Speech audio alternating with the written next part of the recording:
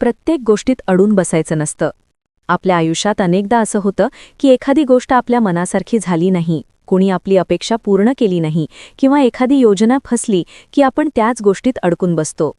सतत त्याच विचारात राहतो. असं का झालं? त्यांनी तसं का केलं? मी वेगळं केलं असतं तर? वरवर पाहता हे विचार साधे वाटतात, पण मानसशास्त्र सांगतं की सतत अडून बसणं हे मनासाठी हानिकारक ठरू शकतं. मानसशास्त्रात याला र्युमिनेशन असं म्हणतात. म्हणजेच एकाच गोष्टीचा पुन्हा पुन्हा विचार करत राहणं, पण त्यातून उपाय न शोधता. संशोधन सांगतं की ज्या लोकांना ही सवय असते त्यांना ताण, चिंता आणि नैराश्य यांचा धोका जास्त असतो. कारण मेंदू एकाच नकारात्मक अनुभवाला पुन्हा पुन्हा जिवंत करत राहतो. आपला मेंदू हा समस्या सोडवण्यासाठी बनलेला आहे, पण समस्या सुटत नसेल किंवा ती आपल्या नियंत्रणाबाहेर असेल तर त्याच गोष्टीत अडून बसणं म्हणजे मेंदूला सतत तणावात ठेवणं. उदाहरणार्थ, एखाद्या नात्यात गैरसमज झाला, पण समोरची व्यक्ती बदलायला तयार नाही. अशा वेळी आपण सतत त्यांनी असं वागायला नको होतं यावरच अडून बसलो. यामुळे आपल्यालाच जास्त त्रास होतो.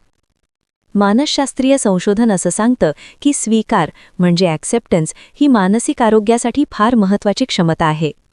स्वीकार म्हणजे हार मानणं नाही, स्वीकार म्हणजे परिस्थिती जशी आहे तशी ओळखणं, काही गोष्टी आपल्या हातात नसतात हे मान्य करणं. जेव्हा आपण हे स्वीकारतो तेव्हा मेंदूचा ताण कमी होतो आणि विचार स्पष्ट होतात. प्रसिद्ध मानसशास्त्रज्ञ कार्ल रॉजर्स यांनी सांगितलं होतं, जेव्हा मी स्वतःला जसा आहे तसा स्वीकारतो तेव्हाच बदल घडायला सुरुवात होते. म्हणजेच प्रत्येक गोष्टीत अडून बसण्याऐवजी पुढे जाणं हेच खऱ्या बदलाचं पहिलं पाऊल असतं. आपण अनेकदा भूतकाळात अडकतो. जुनी चूक, जुना अपमान, जुना नकार. मेंदूला असं वाटतं की सतत विचार केल्याने आपण भविष्यात ती चूक टाळू शकतो. पण संशोधन सांगतं की अतिविचार म्हणजे ओव्हर थिंकिंग आणि शिकणं यामध्ये फरक आहे. शिकणं म्हणजे यातून मला काय समजलं असा विचार.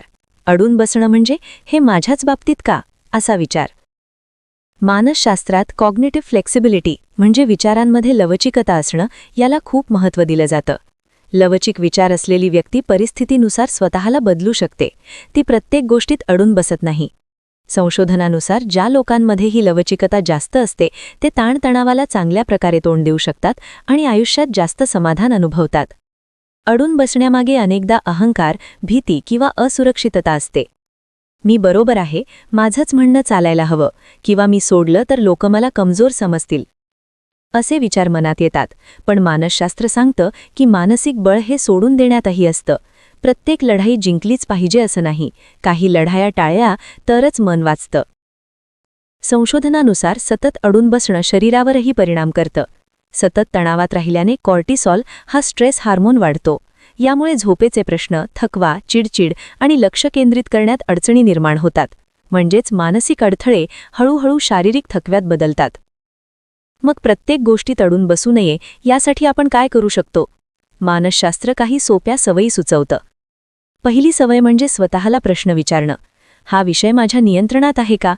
जर उत्तर नाही असेल तर त्याच्यावर अडून बसण्याऐवजी स्वतःच्या प्रतिक्रियेवर लक्ष देणं जास्त उपयुक्त ठरतं. दुसरी सवय म्हणजे लक्ष दुसरीकडे वळवणं. संशोधन सांगतं की शारीरिक हालचाल, चालणं, लिहिणे किंवा एखादा सर्जनशील काम केल्याने मेंदू त्या अडलेल्या विचारांच्या चक्रातून बाहेर पडतो. हे पळ काढणं नाही तर मेंदूला विश्रांती देणं आहे. तिसरी महत्त्वाची गोष्ट म्हणजे स्वतःशी दयाळूपणे वागणं. आपण अनेकदा स्वतःलाच दोष देत राहतो.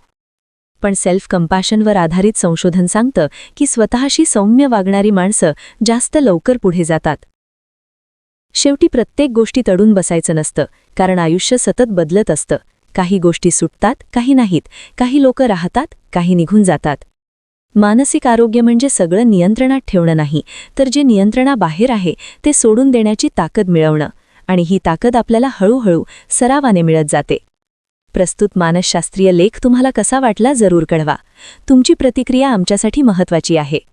तुम्ही सुद्धा कमेंट बॉक्समध्ये एखादा विषय लेखनासाठी सुचवू शकता. त्यावर लवकरात लवकर आम्ही व्हिडिओ प्रकाशित करण्याचा प्रयत्न करू. तसेच हा उपयोगी व्हिडिओ उपयोगी लोकांना जास्तीत जास्त शेअर करा. मानसशास्त्र संबंधित अशाच नवनवीन माहितीसाठी आम्हाला फॉलो करायला विसरू नका. आणि आपल्या अधिकृत व्हॉट्सॲप चॅनलमध्ये सहभागी होण्यासाठी 9136300929 या क्रमांकावर व्हॉट्सॲप करा. तेथे लगेचच तुम्हाला व्हॉट्सॲप चॅनलची लिंक मिळेल. मानसिक समस्येवर गोळ्या घेण्यापेक्षा अधिकृत मदत घ्या. त्यासाठी वर दिलेल्या क्रमांकावर फोन किंवा व्हॉट्सॲप करू शकता. लवकरच एका नवीन विषयासोबत इथेच भेटूया. तूर्तास धन्यवाद.